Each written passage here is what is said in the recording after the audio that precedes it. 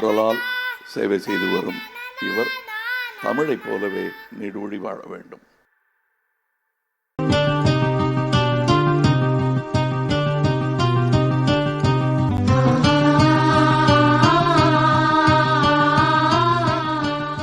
இங்கே வாழ்த்துறை வழங்க அழைக்கக்கூடியவரை இவரை கலைஞானின்னு மட்டும் சொல்லி முடிச்சிட முடியாதுங்க. சகலகலா ஞானி, இலக்கிய ஞானி, அரசியல் ஞானின்னு இப்படி அடுக்கிக்கிட்டே போகலாம். எங்கள் வெங்கல குரலோனை வாழ்த்துவதற்காக தமிழர்களின் உரிமை குரலாக உழைத்துக்கொண்டே இருக்கக்கூடிய உலக நாயகன் அவர்களை அழைப்பதற்கான தருணம் இது.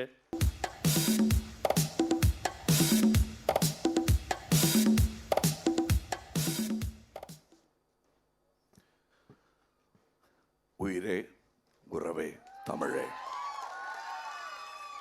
வணக்கம்.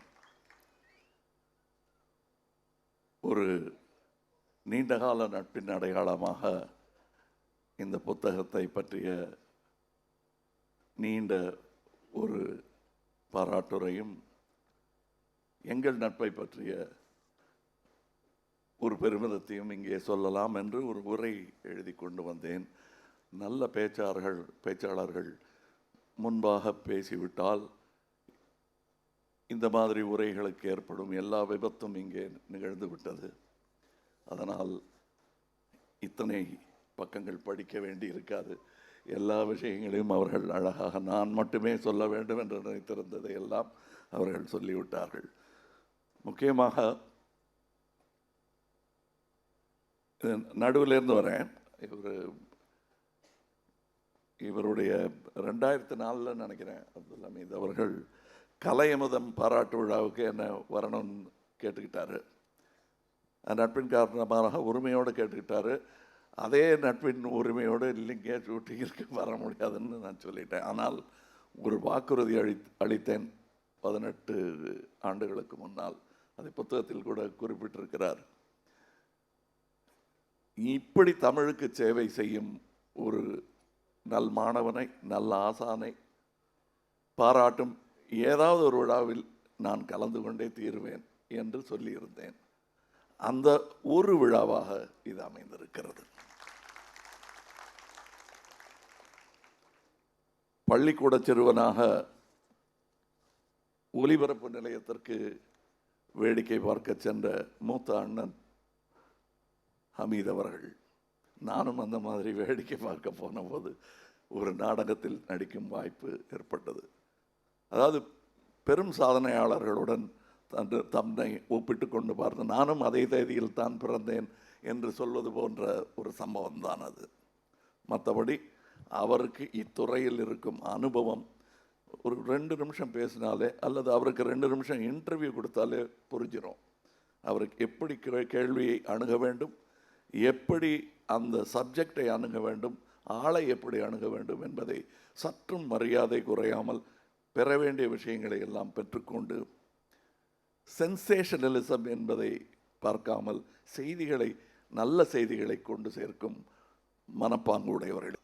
தமிழை காத்தது இயல், இசை, நாடகம் மட்டுமல்ல, இதை மாதிரி பேச்சாளர்களும் கூட. அதுவும் நவீன காலத்தில் இந்த மாதிரி பேச்சுக்களை கேட்க முடிவதில்லை, முக்கியமாக வானொலியில்.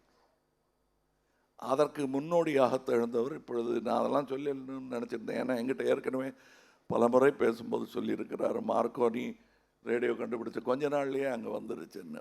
இதில் எனக்கு பிடித்திருந்தது என்னவென்றால், இந்த புத்தகத்தில் நான் என்ற சொல் இல்லாமல், நான் என்ற சொல் இனி வேண்டாம், நீ என்பதே இனி நான் தான் என்று நான் எழுதியிருந்தேன்.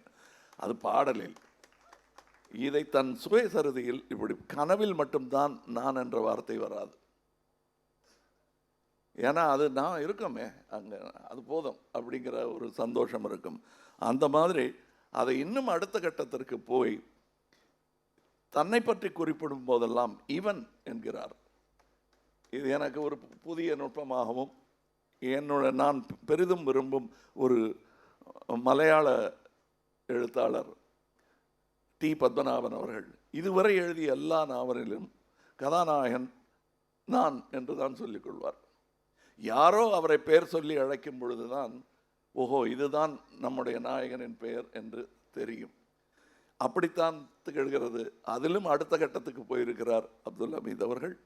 இவன் என்று தன்னை சொல்லிக்கொள்ளும் போது பழைய தமிழ் பக்தி பாடல்களில் வரும் அடியேன் நாயேன் என்று வரும் சொற்களின் அந்த பணிவு இதில் தெரிகிறது. பாரதி ராஜா அவர்கள் சொல்லுகிறார், இங்கே எங்களுக்கு ரேடியோ இருக்குது, ஆனால் நான் அந்த ரேடியோவை தான் கேட்பேன்னு. நீங்கள் அந்த இந்த இலங்கை வானொலியின் பலத்தை ஓரளவுக்கு ஊடுருவி சென்றது கொடைக்கானல் வானொலி நிலையம் தான்.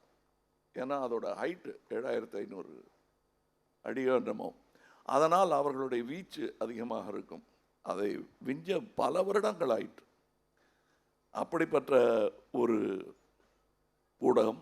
இந்த ரேடியோவை பற்றி திடீர்னு இப்போ இந்த விழாவுக்கு வந்ததனால் நான் சொல்லவில்லை. நான் ரேடியோவன் பெரிய ரசிகன், ரயிலுக்கும் தான். என் படத்தில் புகை வண்டியும் ரேடியோவும் அடிக்கடி தென்படும், எங்கேயாவது ஒரு இடத்தில் தென்படும். நானே CACS என்ற ஒரு Christian arts and communication centre என்ற ஒரு ரேடியோ நிலையத்தில் வேலை பார்த்திருக்கிறேன். அதில் இருக்கும் தொழில்நுட்பங்களை பார்த்து வியந்திருக்கிறேன். பிறகு ஹேம் ரேடியோ லைசன்ஸ் வாங்குவதற்காக மோர்ஸ் கோடு முதற்கொண்டு கற்றுக்கொண்டிருக்கிறேன். இன்றும் சொல்கிறேன், செல்ஃபோன் இருக்கிறது என்று நீங்கள் இருமாந்து விட முடியாது. ஒரு சுனாமி அடித்தால் பழையபடி இந்த ஹேம் ரேடியோக்கள் தான் உதவிக்கு வரும். புயல் வெள்ளத்தில் ஒரு கிறிஸ்டல் ரேடியோவை வைத்துக்கொண்டு நாம் தொடர்பு கொண்டு விடலாம். அதைத்தான் அவர்கள் செய்திருக்கிறார்கள். இன்றும் ரேடியோ மீதான மரியாதை குறைந்து விடவில்லை. அதன் பிரயோகம், அதன் வேகம் சற்றே குறைந்திருக்கிறது. காரணம், அதில் வர்த்தகம் கூடிவிட்டதனால். இன்றைய தெனாலி, அதை இன்றைய நான் சொல்லும்போது இந்த சரித்திரத்தெல்லாம் பார்க்கும்போது ரொம்ப நாள் இருக்கார்.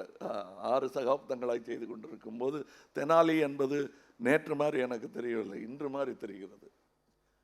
அதில் ஒரு காட்சி வரும், தனக்கு பயம் எப்படி ஏற்பட்டது என்பது.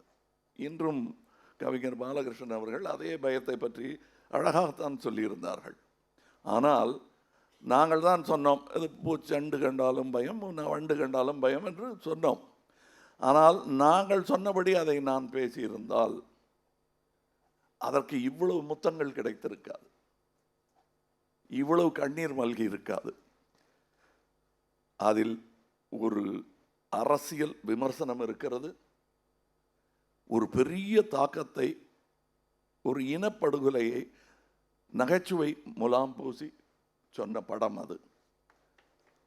அதற்கு உதவியாக இருந்த இவரை நாங்கள் பணியமர்த்திய ஒரு ஆளாக நினைக்கவில்லை.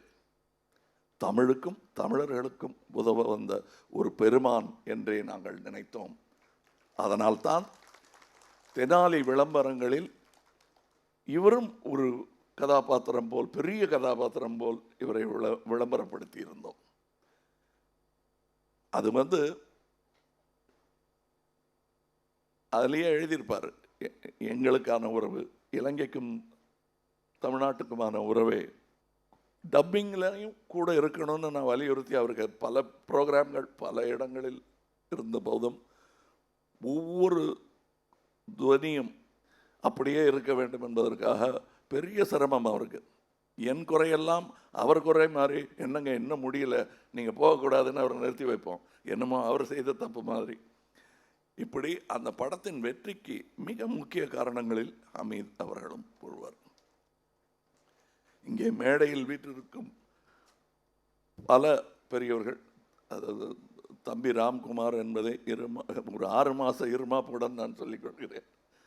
கிட்டத்தட்ட ஒரே வீட்டு பிள்ளைகளாக மாறிவிட்டோம். இன்று சிவாஜி அவர்கள் உங்களிடம் காட்டிய அன்பை என்னிடமும் காட்டியிருக்கிறார். இன்று அவர்களின் பிள்ளை 3 பேர் இங்கே இருக்கிறார்கள். மன்னிக்க வேண்டும், மற்ற பிள்ளைகள் நிறைய பேர் இருப்பாங்க இங்கே.